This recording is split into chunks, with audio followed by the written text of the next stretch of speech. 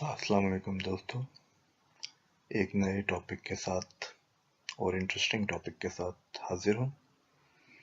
आज का हमारा टॉपिक है न्यूजीलैंड की प्राइम मिनिस्टर जो आजकल काफ़ी ख़बरों में है।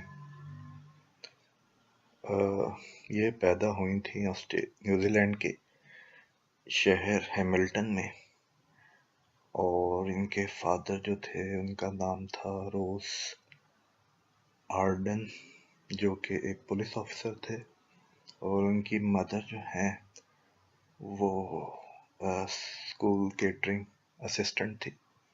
यानी कि एक मिडिल क्लास फैमिली से ताल्लुक था।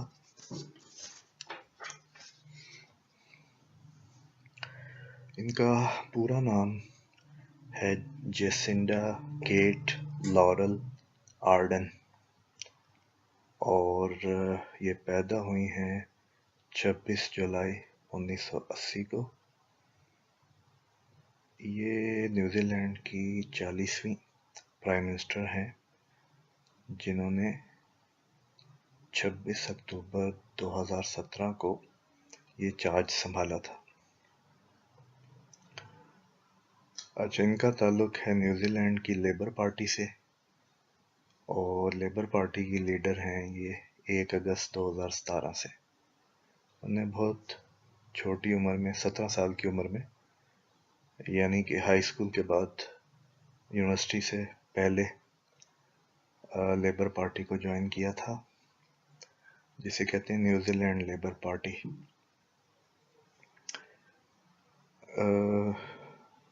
2001 में इन्होंने यूनिवर्सिटी ऑफ वैकेटो से डिग्री की है, bachelor of communication studies, politics and public relations. फिर ये न्यूजीलैंड के प्राइम मिनिस्टर ऑफिस में रिसर्चर रही हैं, जबकि न्यूजीलैंड की प्राइम मिनिस्टर हेलन क्लार्क होती थी। ये ब्रिटिश प्राइम मिनिस्टर जो टोनी ब्लेयर थे उसकी भी पॉलिसी एडवाइज़र रही हैं। जब इन्होंने 37 साल की उम्र में प्राइम मिनिस्टर का चार्ज संभाला तो ये दुनिया की youngest female head of state थी जिन्होंने 37 साल की उम्र में चार्ज संभाला। पहली बार ये इलेक्ट हुई थी 2008 के जनरल इलेक्शंस में। इस तरह से ये 10 साल पार्लियामेंट की मेंबर रही हैं। 2008 में ये प्रेसिडेंट भी इलेक्ट हुई हैं international union of socialist youth की, जिसकी वजह से इन्होंने फिर मुख्तलिफ मुल्कों का दौरा भी किया, जिसमें जॉर्डन है, इसराइल है, अल्जीरिया है और चाइना है।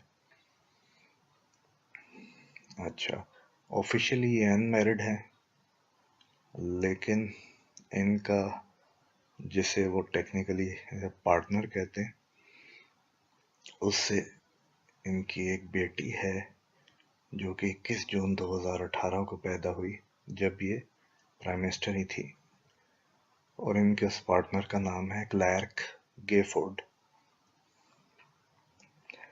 अब अगर इस तरफ आएं कि वो उनके नज़रियात किस तरह के हैं, तो वो अपने आप को सोशल डेमोक्रेट कहती हैं, रिपब्लिकन कहती हैं, प्रोग्रेसिव कहती हैं, फेमिनिस्ट कहती हैं, और वो इस चीज़ पे यकीन करती हैं कि इमिग्रेशन बहुत ज़्यादा हो रही है, कम होनी चाहिए। उसके टोटली ख़िलाफ़ नहीं है, लेकिन वो चाह रही हैं कि 20-30 हज़ार और कट लगाना चाहिए इमिग्रेशन पे न्यूजीलैंड को, क्योंकि अपने आप को प्रोग्रेसिव और फेमिनिस्ट मानती हैं और सोशलिस्ट भी हैं, तो उनके बाज़ दूसरे नज़रियात भी उनकी सोसाइटी के हिसाब से भी काफ़ी मुश्किल हैं। जिस तरह जब पार्लियामेंट में वोटिंग हुई थी तो उन्होंने सेम सेक्स मैरिज पे ووٹ اس کے حق میں دیا تھا. پھر کینیبس آپ کہہ سکتے ہیں ایک چیز ہوتی ہے چرس کی طرح کی، اس کے فیور میں ہیں کہ وہ اللیگل نہیں ہونی چاہیے، کیونکہ یہ ایک موومنٹ ورلڈ وائڈ چل رہی ہے. کینیڈا نے ریسنٹلی شاید اس کو الاؤ کیا ہے، باقی بھی ملکوں میں موومنٹ چل رہی ہے یہ والی. پھر یہ نیوزی لینڈ کی پہلی پرائم منسٹر تھی کہ جو